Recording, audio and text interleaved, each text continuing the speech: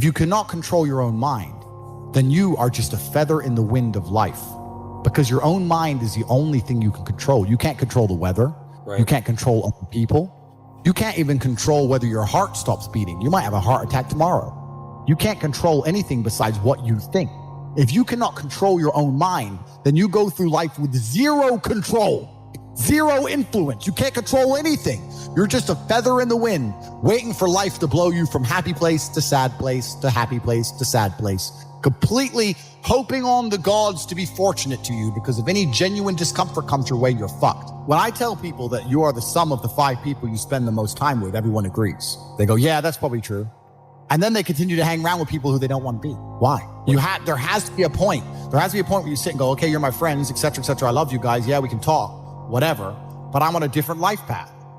You have to leave some people behind. That self-consciousness would motivate you, or they would certainly instill the discipline required for you to change. You don't feel self-conscious amongst your peers. That's why you don't change. That's life. That's humanity. So I say this to people all the time. If you know you're the sum of the 5 people you hang around with, why you hang around with people you don't want to be?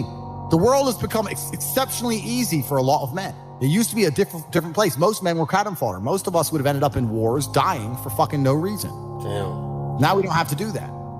So because we don't have to do that, men think it's okay to just become comfortable now. You're not supposed to be comfortable. You were never evolved to be comfortable. You're supposed to be uncomfortable. Right. And if you make yourself uncomfortable constructively, it's very easy to be anything you want. And in life, you get one shot. Damn. But if you get some balls, that's what life is as a game. That's what life is as a man. This is one big video game. You get to upgrade your character. You're not born with any value.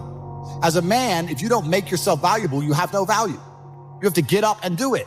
Just like a video game, you start with fucking 0. You have to decide if you want to complete it. You have to upgrade your character. So I find it amazing that men are going to play video games and fuck about and waste their time instead of upgrading their character. Everyone knows what to do. You know what you have to do. Right. If you had to become the most dangerous, intelligent, respectable man on the planet, you know you're supposed to go to the gym. You know you're supposed to train, learn how to fight. You know all these things. You don't do them. That's your decision. It's your prerogative. I didn't make that choice. I made the choice to do it all. I decided all.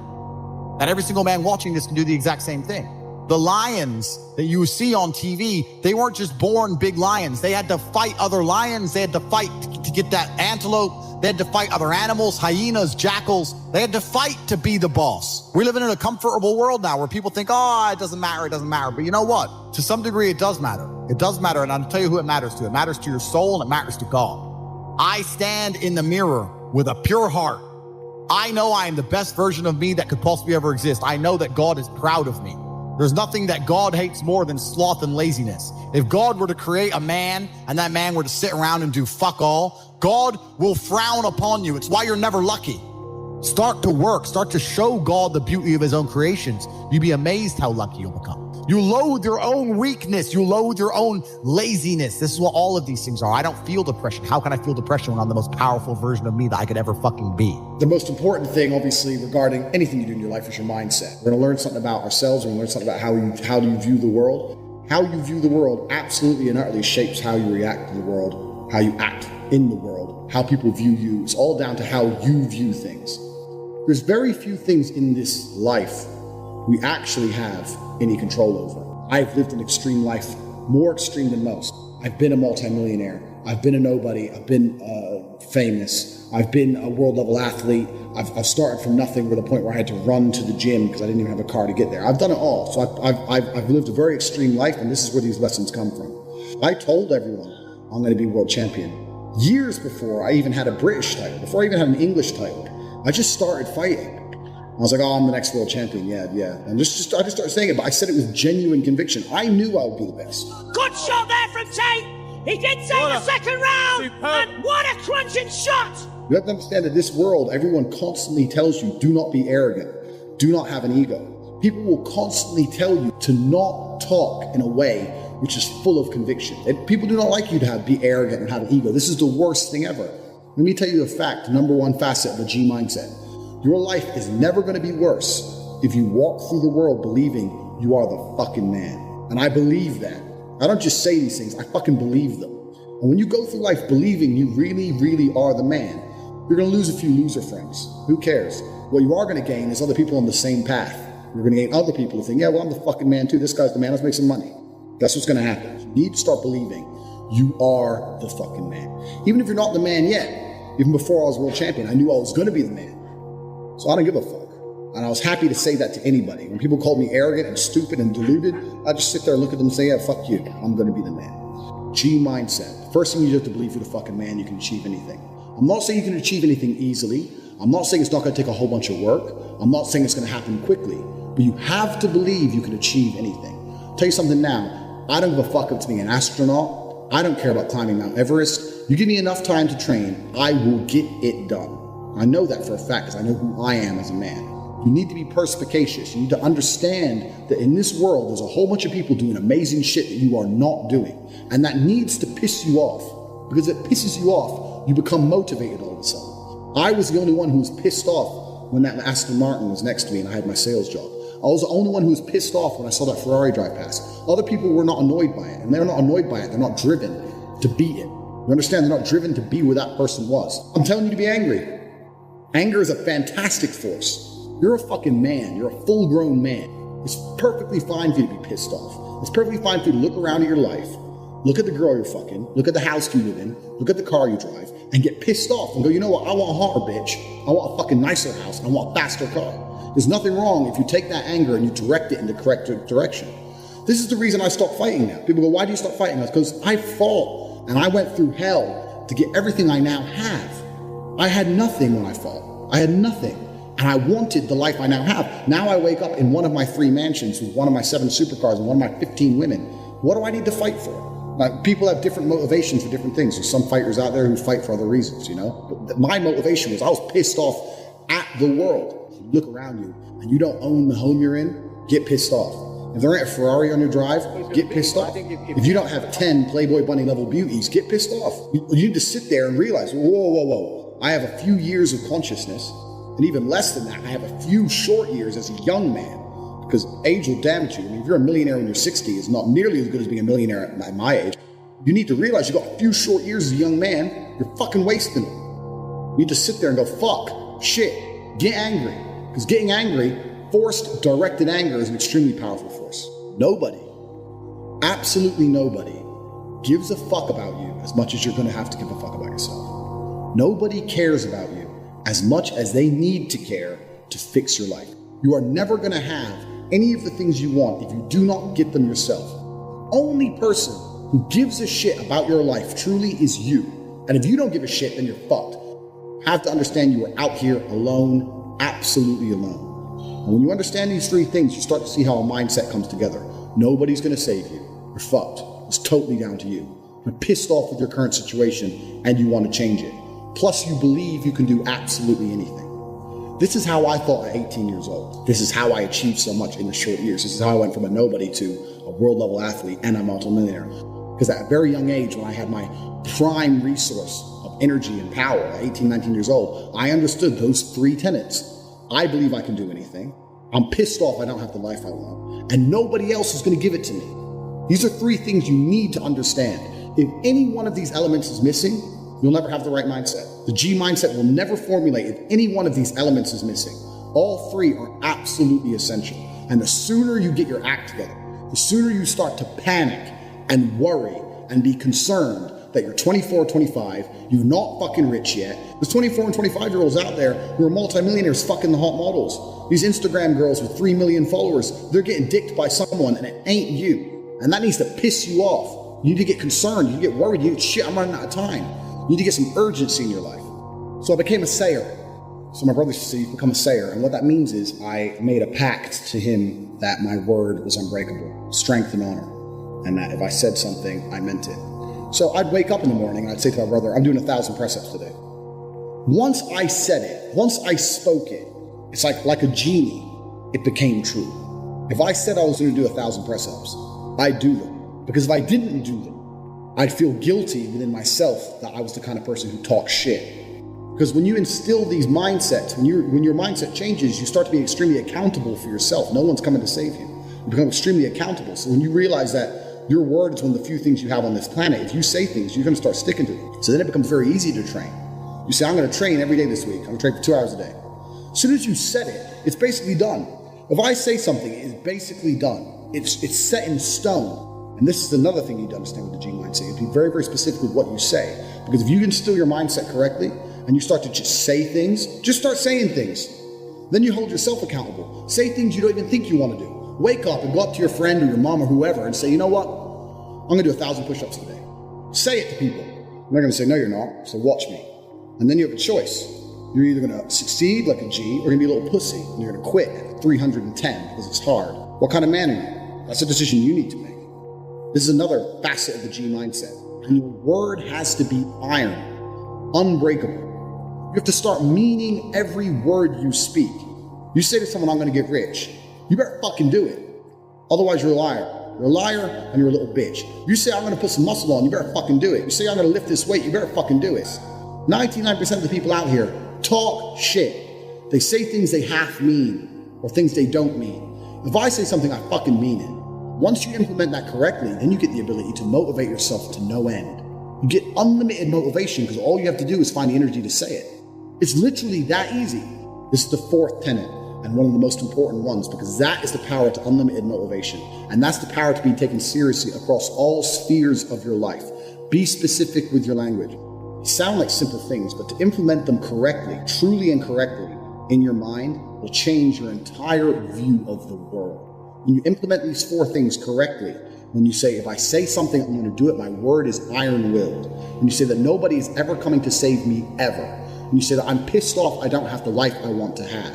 And you couple that with, I believe I can do anything. If you truly believe all of these four things, it's going to change your entire view of this planet. One of my most famous tweets when I said depression wasn't real. I was having arguments with all these people, and everyone's telling me how dangerous my mindset is. What is dangerous about believing that you control your own mind? You need to live like God is always watching. You may have the opportunity to do something bad, or you may have the opportunity to steal some money or snake somebody, but in the end, you're going to pay for that, and the bill will be paid.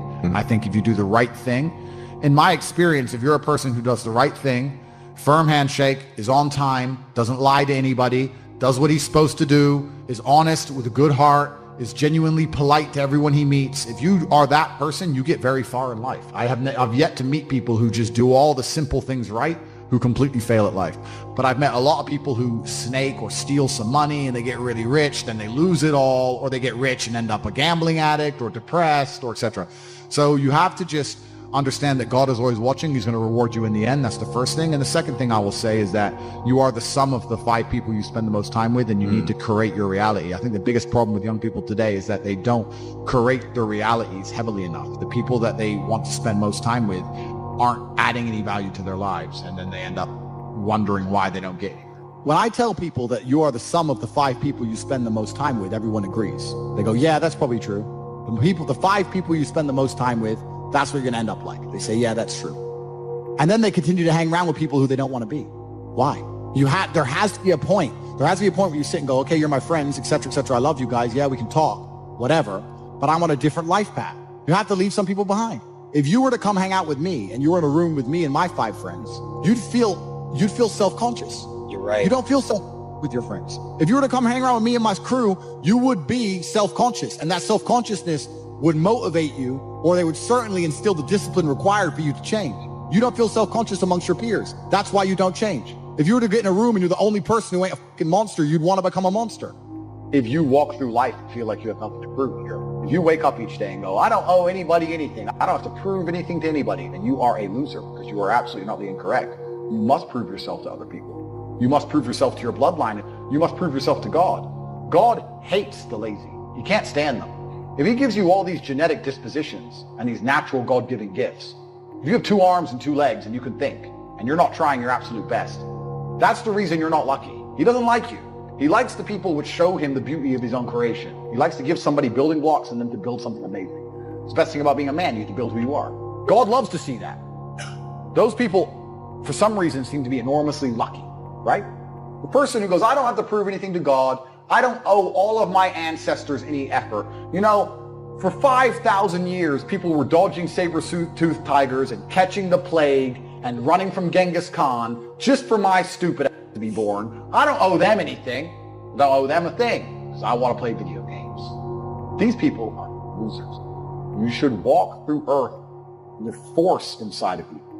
As I walked into this hotel reception, everybody, not because they know who I am, But because as I move, even if it's behind their head, people feel something.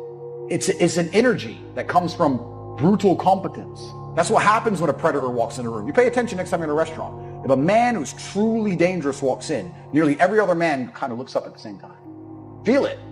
You need to or you don't survive. We've evolved with that to live. That's who I am. I couldn't imagine not being that man. I've done that because I've been trying to prove myself to my lineage my entire life. I wake up every day with something to prove. I have hundreds of millions of dollars.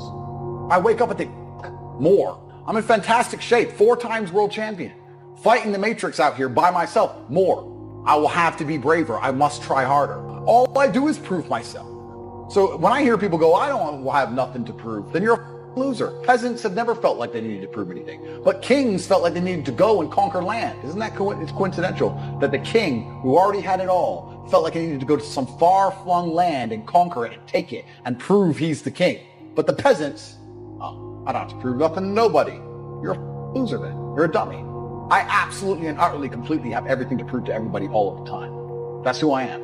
I will prove anything to anybody. If I sit and say X, I will prove it to anyone. I can be checked anytime. And their ancestors who fought saber-toothed tigers or escaped the Mongol hordes or managed to dodge bombs in the Second World War. All the they went through just for this cretin to be born. And to look at him, look at who he is, listen to his life story, listen to what he does on a day-to-day basis, and they would feel nothing but shame.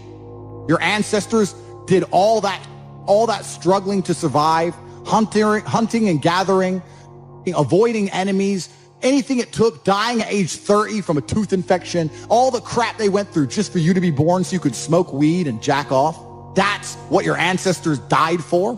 That's what they worked so hard for. That's who you are. That's the end of your fucking bloodline. Do you feel no shame? It's fucking shameful. My ancestors will look at me and think everything we went through was fucking worth it. Your ancestors will look at most of these people, their ancestors look at them and feel nothing but fucking disgust. Well, I guarantee you, even their fucking living relatives, their living parents aren't even proud of them. Like your own father's ashamed of you. And you don't even feel fucking motivated to do. It's a fucking shame. If you were to go and look your father in the eye and said, you know what, I could have been a UFC champion. I could have been a multimillionaire. I could have been a race car driver. I could have been a nuclear physicist. Could have done all these things, but I was busy on. You think he's gonna be proud of you? No.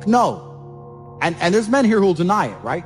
There's men who will go, no. But those are the ones who are most lost. And they should look in the mirror, look deep in their own eyes and say, yes, I'm fucking disgusting. I can change this. That's the beauty about being a man. If you're disgusting, you can change it. That's the beauty. There's nothing stopping you changing it. You're right. And you must accept it. You must accept it first. Most of these people, what they do is they hang around with other disgusting people, and then they're a little group of disgusting people, and they think, well, I'm not disgusting, everyone's disgusting, and this is normal, and it's normal to be a fucking off. Not in my world, it isn't. It's not normal to be a fucking jerk off in my world. It's the denial that's going to hold you back the most. The people who go, yes, I'm wasting my potential. Those are the ones who have potential. The ones who stand up and go, I am wasting my potential. I could be anything, and I am not that yet. They have a chance.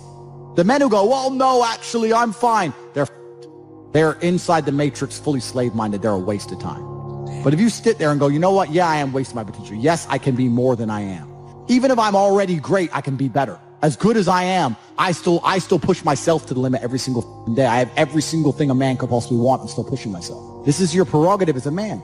You need to be instilled with a sense of duty to your bloodline. You must want it. You need to want it deep inside your soul. I can't die as anything less than emperor. It's my destiny.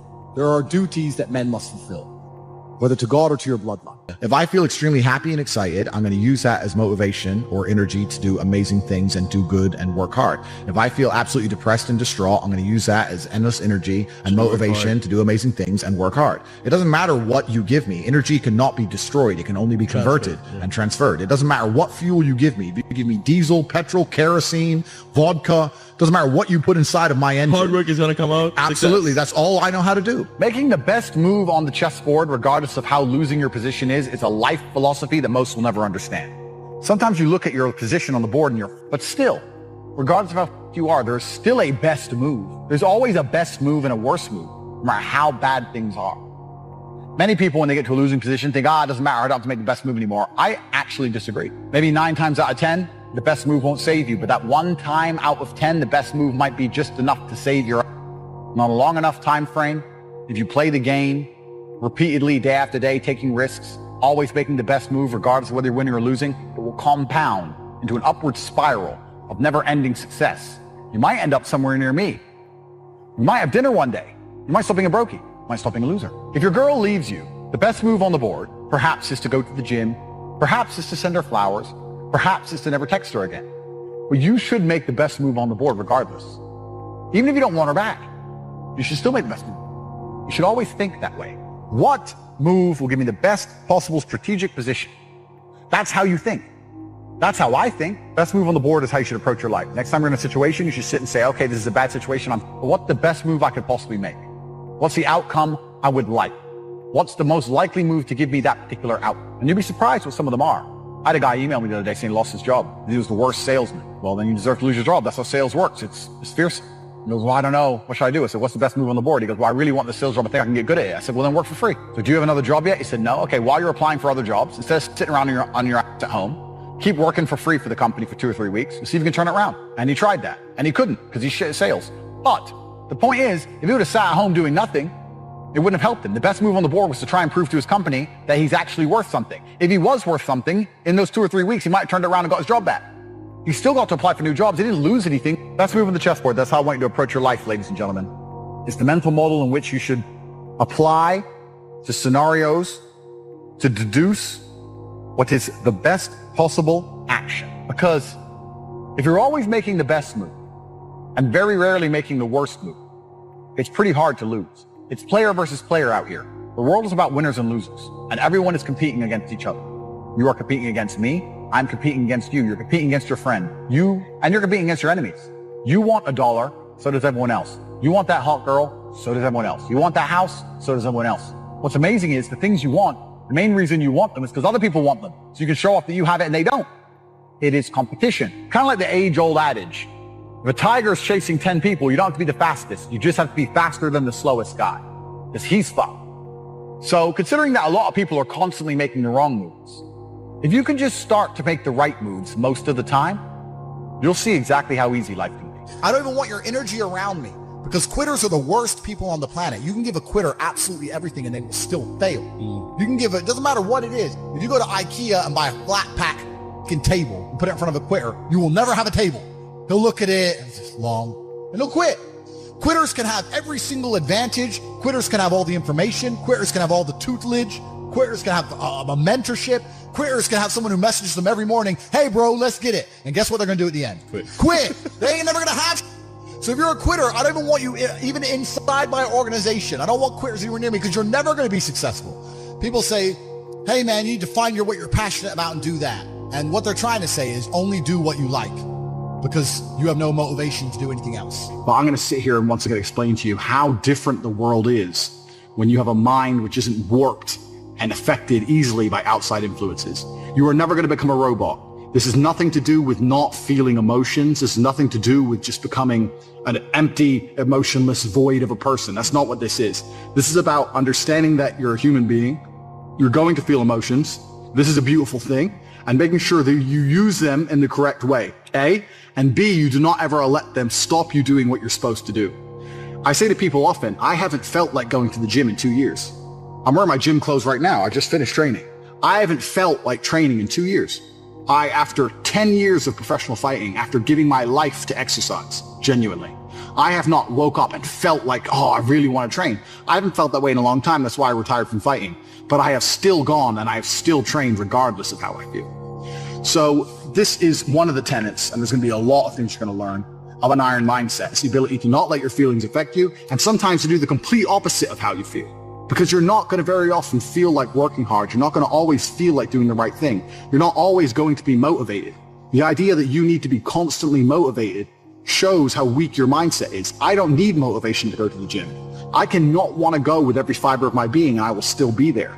Because I use my cerebral ability, I use my mind, and I logically decide what I'm going to do with my day, regardless of how I feel, regardless of whether I'm motivated or not. Because that's all life is, and that's all the world is. Life is just getting things done, doing the right things, doing the important things, making sure they're done efficiently and thoroughly so that you live the best possible life. It's as simple as that. It's not particularly complicated. I'm not going to be, and I don't want to be one of those guys who's like motivation, inspirational. I've never been one of them people. I don't believe in motivation, inspiration. I don't believe in that crap. I don't believe that you need motivation to get things done. I'm not going to sit here and just talk a whole bunch of motivational things to make you feel good. What I'm going to do is I'm going to tell you the things I always did that allowed me to put together the mindset I currently have. So if you look at any story, literally any story with a hero in it, they all have one thing in common. And that thing is that there's always a villain. You cannot have a hero without a villain. It doesn't matter. You can think of any superhero, any comic book, any book you can think of, any movie, there's always a good guy and there's a bad guy. So for the good guy to exist, there has to be a bad guy. There's no other way for the duality of the universe to continue without this basic tenet. So you want to be the good guy in your story. You want, and I've said this before actually, as a man, life is going to be difficult. It's more difficult than being a woman. It's more difficult than anything else. So it's very easy to see yourself. Life is actually easier as a whole if you see yourself as a hero. Because in every single hero story, the hero suffers. He has a hard time. And if you understand that you're suffering because you're a hero, then the suffering begins to make sense. So you can be sitting here right now going, my woman doesn't respect me. I have no money in the bank. This is difficult. I'm struggling here. I'm struggling there. You can feel sorry for yourself, or you can say, yeah, my woman doesn't respect me. I'm struggling. I can't make money. But you know what? That's because I'm a superhero. And my life's going to be hard because I'm a man. And as a hero, it's going to be difficult. These are the tests and the trials and tribulations I have to go through to become someone. Every single male superhero went through a whole ton of before he became superhero. You've seen the Batman movies. His parents died. He was locked up in jail. All these bad things happen, and then they emerge as the hero. And this is done for a reason, because it's the reality of life, especially as a man. So right now, you have to understand that you're the hero in this movie, and if you're struggling for a very important reason. And how you handle these struggles and how you deal with these struggles are going to decide the kind of person you're going to be afterwards. You're either going to be a superhero, or you're going to succumb to them and you're going to fail. So be happy that you're struggling, because that's important. It's the first thing. Second thing is, there has to be a villain. Now, most people think their villain is someone else. You see this all the time. The villain's the opposite of the hero. So if you're sitting at home and you haven't got much money and you're broke and you're pissed off and you're depressed, and you look at me and I have 4 supercars and all these girls, I'm traveling the world, I go everywhere I want, you may think I'm your villain. People look at other people and say, oh, that guy has this guy has this, and they become envious. They think that's the villain. That's not true. That's not the case, because every single person has different circumstances. There are things you have that I don't have, and there's things I have that you don't have. So I may have had a genetic gift over you, for example, because I'm a fantastic kickboxer. But you may have been born more wealthy than me. I was born in a very, very poor family. So I had advantages and disadvantages. You had advantages and disadvantages. So comparing yourself to other people is asinine, and it's inane because it's not a level, fair playing ground. There are some people who are born to millionaire parents who are gorgeous, model, good-looking, and have 6-packs without trying. Some people are lucky like that. That's just how it is. So comparing yourself to these people is not going to help you. Your villain is nobody else. Your villain is someone you're going to create. And you're going to create your villain because he's going to motivate you to be the most powerful hero you can possibly be. So you're going to create your villain. And this is the task for the first week. This is a 6-week training course. And over each week, you have a very important task. And the task for this week is to create your villain. To make sure that there was no disadvantages involved, your villain's going to be a clone of you. But what your villain's going to have is he's going to have some things you don't have. And your villain is going to be the person who basically, without requirement for motivation, without being, no matter how he feels that day, no matter how stressed he is from work, regardless of what happens to him, your villain's going to be the guy who always does exactly what he wants to do. So your villain's going to be the guy who goes to the gym regardless of how he feels. Your villain's going to be the guy who approaches every beautiful girl he ever sees and says, hey, I really think you're beautiful. Goes over to him and talks to them. Your villain's going to be the guy who asks for a raise at work. Your villain's going to be the guy who does everything he wants, regardless of how he feels, regardless if he's not motivated or not, regardless if he's shy to talk to that girl, or people are watching, or his ankle hurts, he doesn't want to go to the gym, whatever. Or he thinks his boss is going to fire him. Your villain is that dude who does anything he wants to do. You have to sit and you have to make a list of all the things. You have to sit there and say, if I did everything I wanted to do, if I were to be the best version of myself possible, what would I do? Okay, well, I'd go to the gym every day. I'd get up at 6 a.m. and I'd go to the gym every day. You write that down. My villain's the kind of guy who reads really important books. I say I don't have time, but my enemy, this villain, he reads books. He finds time. He doesn't watch TV ever. He doesn't waste time ever. He doesn't eat junk food. He reads books. Writes it down. You have to make a list. Now, this list at first should be easy for you. But then you're going to get to about 7 or 8 things and you're going to stop. No, this list needs to be 25 to 30 points long, minimum. This guy you're building, your arch nemesis, you have to write down every single quality about this guy. What he does. He goes to the gym every day, 6 a.m. He doesn't watch TV. He doesn't eat junk food. He goes up to beautiful girls, etc., etc., etc. 25 or 30 points long. Because this is going to become your enemy for the next 6 weeks of training. You want to become a hero, you need someone to battle against. This is who you're battling against. You're battling against a better version of yourself, a version of yourself that doesn't succumb to how he feels, but does what he's supposed to do anyway. So this is who your villain's going to be. And when you're writing down this list, all the qualities your villain has, imagine what this person looks like. You have to put genuine effort into this. You have to imagine what he looks like, imagine how he walks, imagine how he talks, imagine what people think when they see him. Imagine how different you would be if you had been going to the gym every single day for an hour and a half, every single day for the last 2, 3, 4 years. Imagine it. Imagine how differently people would look at you. Imagine how differently females would treat you if you were jacked like that guy would be. You have to sit and you have to put down all these qualities, and then once the qualities are there, 25 or 30 minimum, then you have to imagine what kind of person this is. You have to imagine what he looks like, what he talks like, what he thinks like. Imagine how he views the world, because this is who you're going to be battling against. So you have to put genuine effort into constructing this person and understanding this person. The reason I'm saying do this, because this is what motivates me every single day. When I was training for a fight, the reason I'd always go train is because I knew my enemy was training. But when I stopped fighting professionally, I thought, well, what enemy do I have?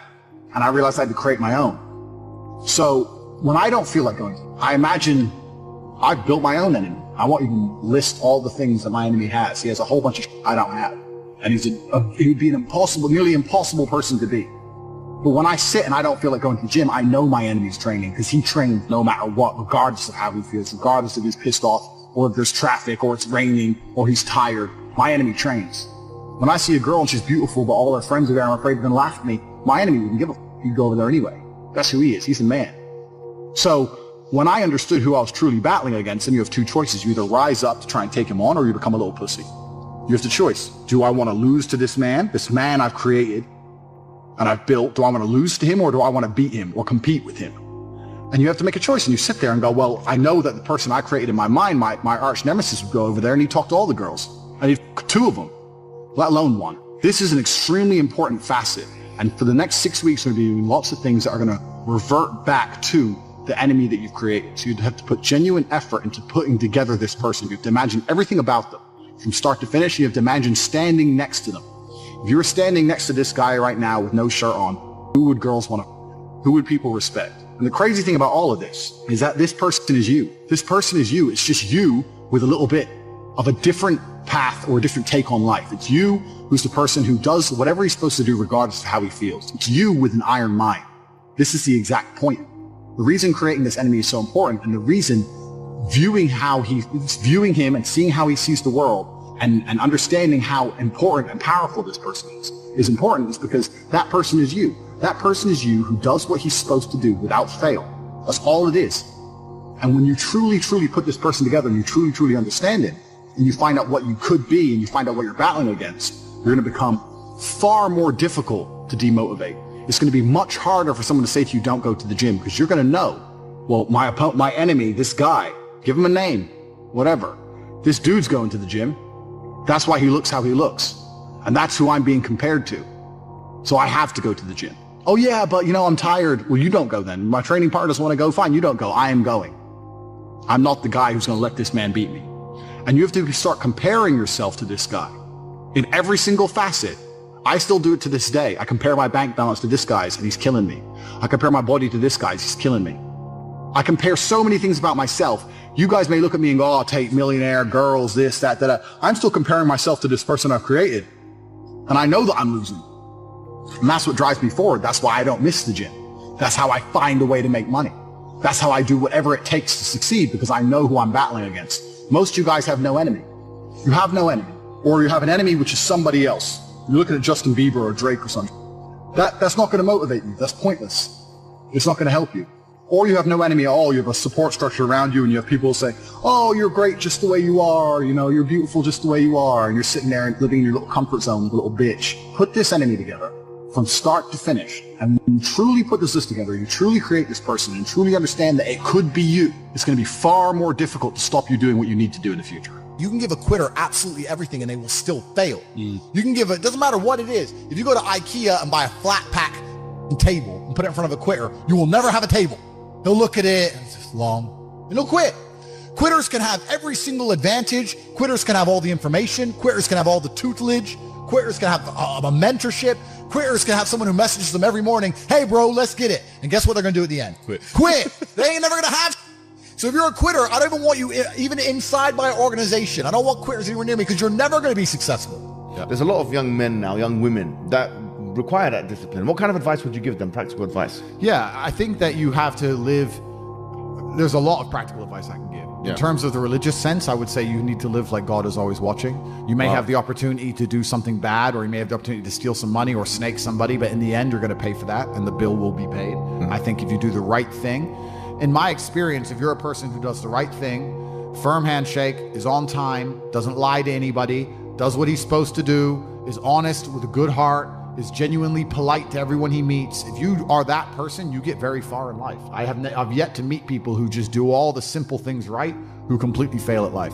But I've met a lot of people who snake or steal some money and they get really rich, then they lose it all, or they get rich and end up a gambling addict or depressed or etc.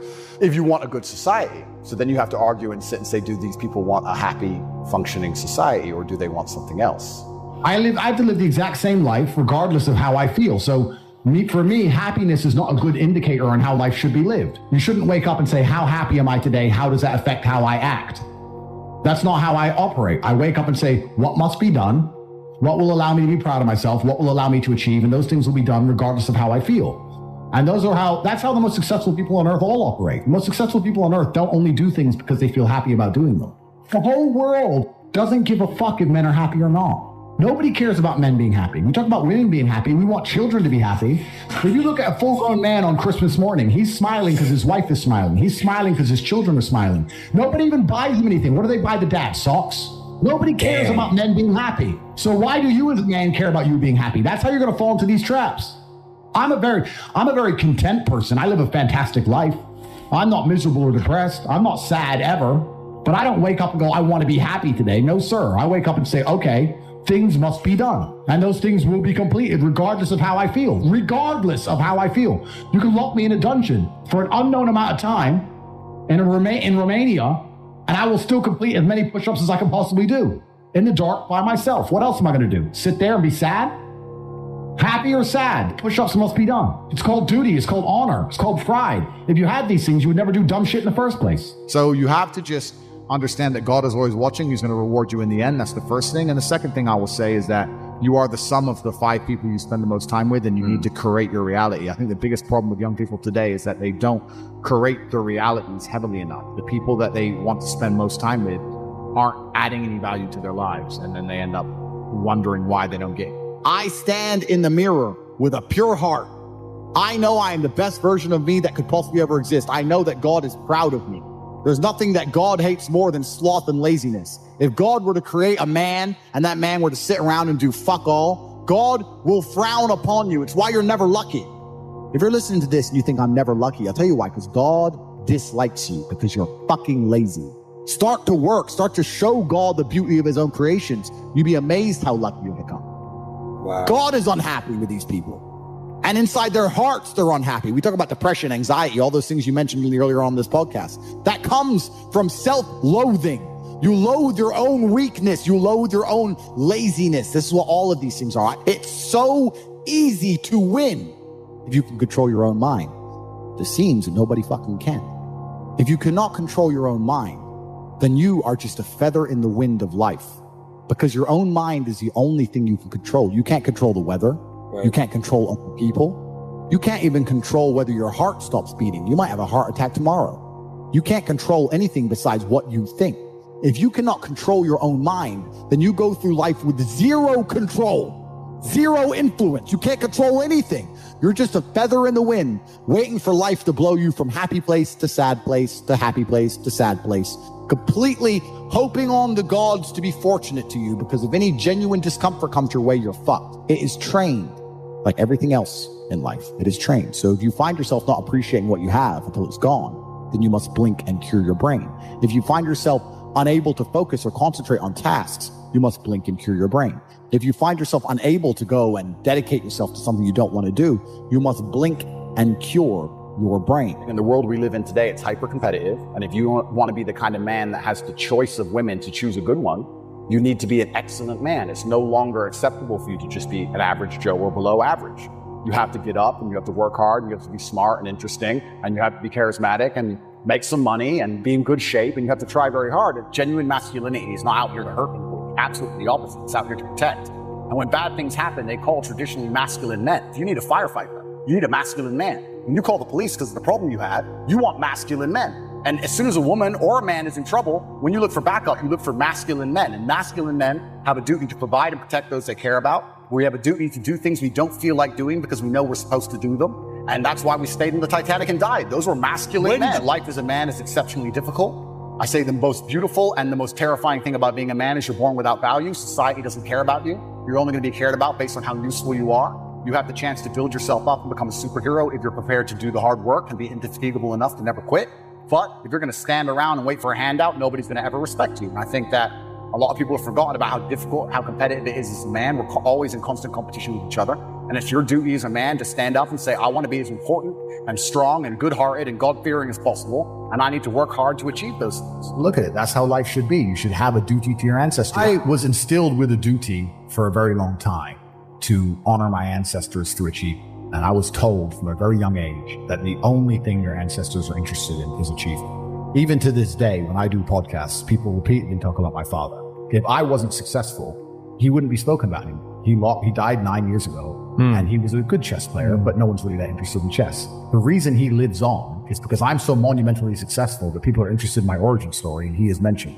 The reason I will live forever is because my son will be so monumentally successful that they'll talk about how he could have been such a perfect specimen of man, how he was raised, and they will mention me. If you give a shit about your ancestry, and if you give a fuck about your family, and you're not a selfish person, and you want them to exist out in the ether for reality, for the eternity of reality, it is your duty to be successful. A traditionally masculine man does things he doesn't feel like doing because it is his duty to do them. He charges into the building because it is his duty. Not because he feels like it, because it is his duty. Men who do not control their emotions are dangerous. If you find a man who is stoic, he's not going to hurt people. He's going to sit and think about his actions very carefully, and he's going to be a good man who protects and provides for his family. You find a man who just acts out on impulse and does whatever he feels like, you're going to find a dangerous man. You need to be teaching stoicism. You need to be teaching young men to understand that the world is very, very difficult. It's hard to be a man. You're going to feel bad sometimes. You just suck it up and perform anyway. Not to sit there and cry your eyes out. This is what God wants from us, from all of us. It doesn't matter what the adversary is. It doesn't matter how much you're hurt by it. You need to allow it to motivate you to push harder and show your power and show your resilience. And I have very much understood that when bad things happen to me, this is a lesson from the universe or from God or from the Creator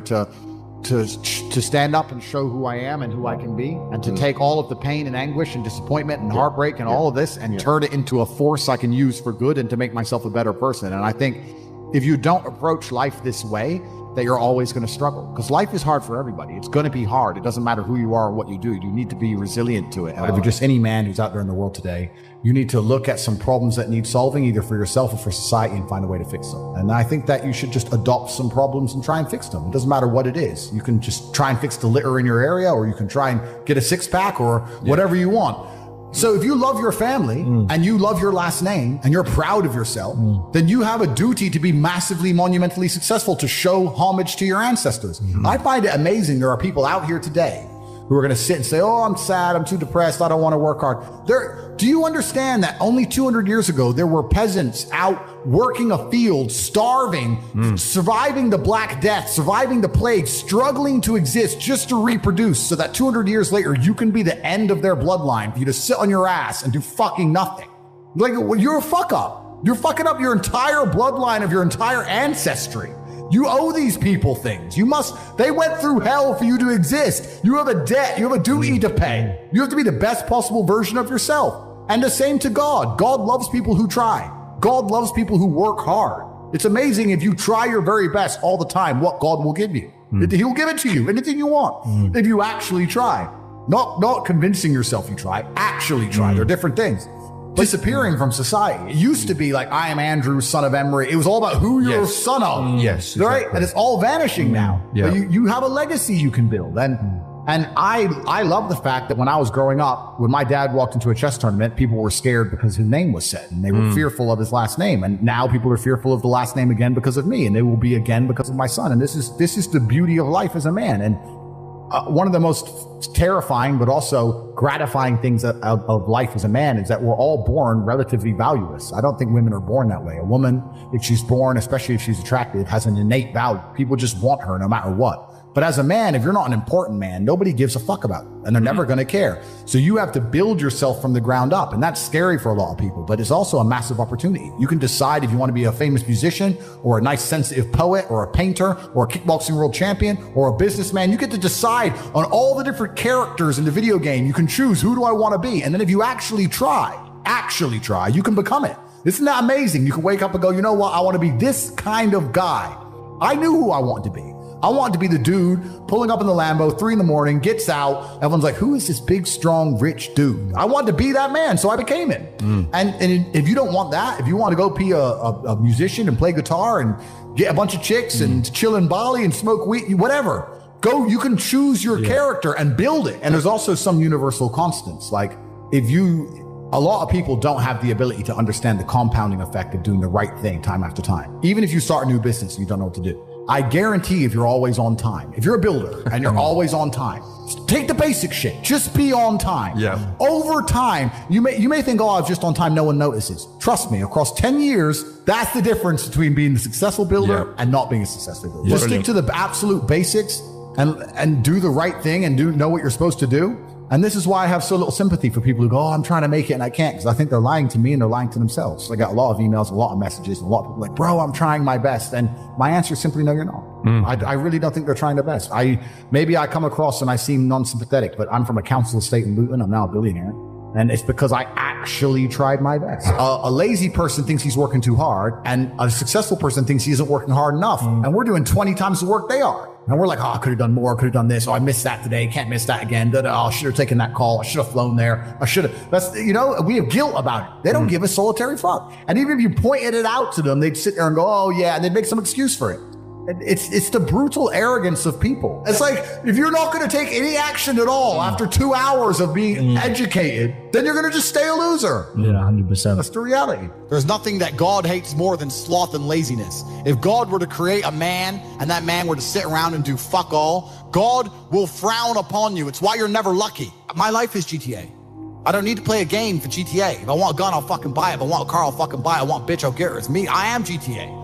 I find it amazing that people will sit there and spend all their time upgrading that character, making as much money as they can, getting the best guns, getting strong, getting some hoes, meeting important people, getting the best car. They'll do all that in a game, but they won't do it in real life. I find that incredible. I don't see why people play the games. They play the games because they're scared of loss, because if you die in the game, you get another chance. If you lose in the game, you get another chance. In life, you get one shot. Damn, But if you get some balls, that's what life is as a game. That's what life is as a man. This is one big video game. You get to upgrade your character. You're not born with any value. All these women that you just put me on with are born with value. They're pretty already. They're gorgeous already. They're good looking enough. Even if they're a 5, someone's going to give a shit they exist because someone wants to fuck them. As a man, if you don't make yourself valuable, you have no value. You have to get up and do it. Just like a video game, you start with fucking 0. You have to decide if you want to complete it. You have to upgrade your character. So I find it amazing that men are going to play video games and fuck about and waste their time instead of upgrading their character. Everyone knows what to do. You know what you have to do. You're right. If you had to become the most dangerous, intelligent, respectable man on the planet, you know you're supposed to go to the gym. You know you're supposed to train, learn how to fight. You know all these things. You don't do them. That's your decision. It's your prerogative. I didn't make that choice. I made the choice to do it all. I decided all of it. And every single man watching this can do the exact same thing. I can't stand quitters. So if you're the kind of person who's going to quit because it's hard, I don't even want your energy around me, because quitters are the worst people on the planet. You can give a quitter absolutely everything and they will still fail. Quitters can have every single advantage. Quitters can have all the information. Quitters can have all the tutelage. Quitters can have a mentorship. Quitters can have someone who messages them every morning, hey bro, let's get it. And guess what they're going to do at the end? Quit. They ain't never going to have shit, right? You need the people who don't quit. I don't quit. I suffered when you didn't. So you're not my equal. Because you decided not to suffer. You have enjoyed comfort when I haven't, and that's fine, but don't expect me to look at you as my equal, because you're not. I'll snap your fucking neck. When I tell people that you are the sum of the 5 people you spend the most time with, everyone agrees. They go, yeah, that's probably true. The 5 people you spend the most time with, that's what you're going to end up like. They say, yeah, that's true. And then they continue to hang around with people who they don't want to be. Why? There has to be a point. There has to be a point where you sit and go, okay, you're my friends, etc., etc. I love you guys. Yeah, we can talk, whatever. But I'm on a different life path. You have to leave some people behind. You wouldn't want to be, if you were to come hang out with me and you were in a room with me and my 5 friends, you'd feel self-conscious. I'm with killers. We're fucking monsters. If you were to come hang around with me and my crew, you would be self-conscious. And that self-consciousness would motivate you, or they would certainly instill the discipline required for you to change. You don't feel self-conscious amongst your peers. That's why you don't change. The people who come along and talk about passive income, they sound like quitters. There's a lot of people who don't want to work. You have to just work. At some point you have to bite the bullet and just work.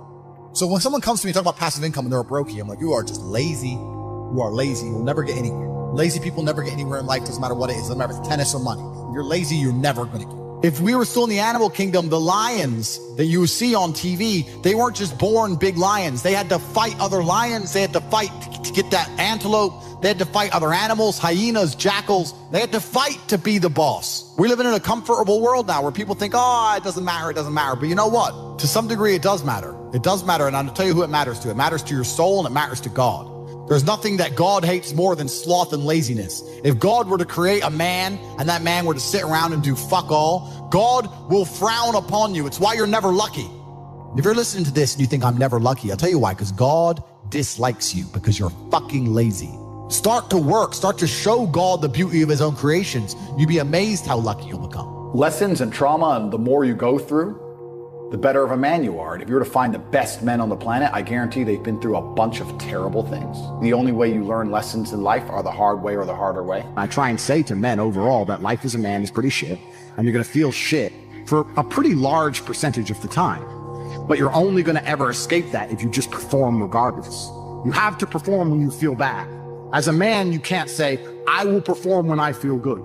It doesn't work that way because our heads are too complicated and life's too complicated. There's too much on our shoulders and we have too much stress and too much pressure. Our heads are fucked. You have to be the kind of person who says, I perform regardless. I think follow your passion is also a terrible piece of advice. People say, hey man, you need to find what you're passionate about and do that. And what they're trying to say is only do what you like because you have no motivation to do anything else. And motivation in and of itself is a scam. I don't believe in motivation. I believe in discipline. I am not motivated to do the things I'm supposed to do. I don't wake up full of like joy. I have to go to the gym or that I have to work or I deal with crap. I don't feel motivated to do them. I'm disciplined. I do them regardless of how I feel. Whether I'm in the mood to do it or I'm not in the mood to do it, it gets done. That's discipline. Discipline's a real thing. Motivation is fleeting. Yeah. You're never going to be permanently motivated. So when someone comes along and says, oh, do what you're passionate about, what they're saying is you'll have endless motivation and you'll be able to try hard. If you're the kind of person who can only try hard at something he enjoys, then you're going to fail. Because most things you enjoy don't pay any money. If they paid money, you wouldn't enjoy them. It's called a job, right? Nobody likes their job. You like your hobby. I'm sure you like playing video games. Maybe 1%, 0.1% can make money from video games, right? Most people, you ain't ever going to make it. Yeah. Do you think the guy in China who owns a concrete plant is passionate about concrete? It's money. Be passionate about success. If you're passionate about money, then you can be passionate about anything. I'll be passionate about any business on earth that pays me. If you pay me $1 billion to dig that hole, I'll be very passionate about that hole. I will dig that hole with passion. All of your minds are broken. You can't even focus on anything anymore. You're right. You are constantly distracted to the point where you can't even appreciate the good things in your life. You're distracted. Your minds are broken. You need to rewire your mind and resist the slave programming. You must allow yourself to be manipulated and you must fix it. All of it. You just talked about not appreciating the things you have. Then blink and cure your brain. It's not difficult. There's just no competition because everybody's fucking distracted. They're getting distracted by this, distracted by that, watching fucking Netflix, jerking off to Pornhub like fucking jackasses. It's so easy to win if you can control your own mind. It seems that nobody fucking can. And that's how the people who run the world keep the world running, because they have all the slaves exactly where they need them to be, permanently distracted and semi-depressed, working their asses off in jobs which will never satisfy them and never pay enough money. That's the matrix. I've never seen somebody eat right, go to the gym every day, train really hard, and not finish. I've literally never seen it. The universe is extremely giving. If you actually try, and you actually want it, and you're actually not making excuses, lying, talking shit, you're going to get what you want. I've always been a believer in the struggles men have in their minds, and I've always spoke about it, and I've suffered with them myself. And this is one of the things when I say like depression isn't real, people say, oh, you don't understand. Let me counter that argument by saying, I understand very well. Me convincing myself and me deciding that depression isn't real is how I prevent myself from ever feeling depressed. And I've only constructed that mental model because I've been in situations in my life where I felt depressed. I'm not saying depression isn't real because I've never felt depressed. I'm saying depression isn't real because I've been very depressed. That people don't understand where my mindset comes from. I understand struggle and mental health and all these things. And yeah, jail was another chance to certainly touch on them, because in jail, in real life, when you have my kind of resource, you can distract yourself very easily. If you're sitting around and feel a bit mopey, if I'm sitting here and I'm a bit like, I can literally make a phone call and in 45 minutes be in the air on my way to anywhere on the planet with whoever I want to do anything I want. So you can distract yourself. I'm not saying it fixes all mental health, but it distracts you. Whereas in jail, you are stuck alone with your thoughts. And it was certainly a test of my mental resolve. And I would say that I passed. I did well. There was never a day where I broke down. There was never a day where I couldn't handle it. There was never a day where I wasn't polite to the staff. I was very nice to everybody. There was never a day I couldn't hack it. It was certainly a test. And also, Tristan said this. I don't want to take his words, but he's true. You go through life telling everyone you're the baddest motherfucker there is. Sooner or later, someone's going to test you. You walk in the pub and you say, I'm the hardest man there is. Sooner or later, someone's going to fight you. Sooner or later. And life's like that. You want to be the top G and you want to go through life and say, I'm the top G. Then God's going to say, well, we're going to see if you deserve to call yourself the top G or not. We're going to put you in a Romanian jail cell. And we're going to leave you there to rot. You're not going to know how long you're in there for. And the biggest mindfuck is I thought I was going to be in there for years. I had no idea. Everyone's telling me years. I thought I was going to be in there for years. So maybe God was just he was watching me and he was having a look and saying, you want to call yourself top G? Let's see. And I like to think I passed that test. So it is what it is. But yeah, I agree with you. In terms of mental struggles, yeah, they exist for all men. And I also think that's one of the reasons I'm so large. I talk about those things a lot. I talk about those things a lot with men and I help men with them. And I try and say to men overall that life as a man is pretty shit. And you're going to feel shit for a pretty large percentage of the time. But you're only going to ever escape that if you just perform regardless. You have to perform when you feel bad. As a man, you can't say, I will perform when I feel good. It doesn't work that way because our heads are too complicated and life's too complicated. There's too much on our shoulders and we have too much stress and too much pressure. Our heads are fucked. You have to be the kind of person who says, I perform regardless. I didn't miss a single day's training. I didn't miss a please. I didn't miss a thank you. I'm not saying I was happy. I'm saying I did exactly what I was supposed to do. The worst thing about prison, I think for everybody else, because there was a lot of men in there who were crying, a lot of men who were having mental breakdowns, I think it is the problem I didn't have, which is knowing that if you're a normal man, you go to jail and they just pick you up and you go to jail. Who pays the rent? Who's feeding your kids? Who's your wife sleeping with? Life gets hard for all the external things you could no longer control, things that were your responsibility. I was lucky I didn't have those problems. And when I spoke to people, most people's issues were things that were happening on the outside. And I felt really good knowing that my life is set up in a way where even if I'm plucked from it, it operates. And I set that up because I thought they were going to kill me. Even to this day, if they shoot me right now, everyone around, everything would be okay. I don't have to exist for my life to fight. So that was fantastic about jail. The worst thing about jail, the cockroaches started off really bad, but after a few days, it's amazing how quickly you get used to cockroaches just in your bed. You just kick them out of the way. That was kind of bad. But not knowing when I'm going to get out, that was bad. Having my name slandered all around the world, that was bad. Not knowing how people are reacting to it. My first month in jail, I didn't know if people believed this garbage or not. I had no access to the internet. I didn't see anything. There was a lot about it that was hard. But I have to believe it's going to make me a better person. Why else did I go? What did I go for? To waste 3 months? To stare at a wall for 3 months? Is that why I went to jail? No, I must have gone to jail to become a better person. I must have learned something.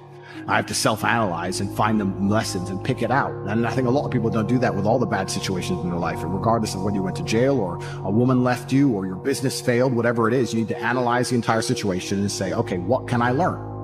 There's a big pile of shit here, but there must be a little bit of gold inside. So I've just tried to look at it as a massive learning experience, and perhaps that's a coping mechanism, but I've found a lot of lessons which I'm implementing. And there's a very strong chance they're going to put me back. Not because I'm guilty, because I haven't done anything wrong, but because I'm currently in the middle of a judicial system. I'm in the judicial system of a country. I don't truly understand the language. I don't understand the judicial system. I don't understand the charges against me. I don't understand how any of this can be legal. I don't understand where it's come from. I don't understand the evidence they believe they have. And here I am stuck in this process, and who knows how it's going to end. Mindset is your key to everything. Absolutely everything. Join the top G's on Patreon.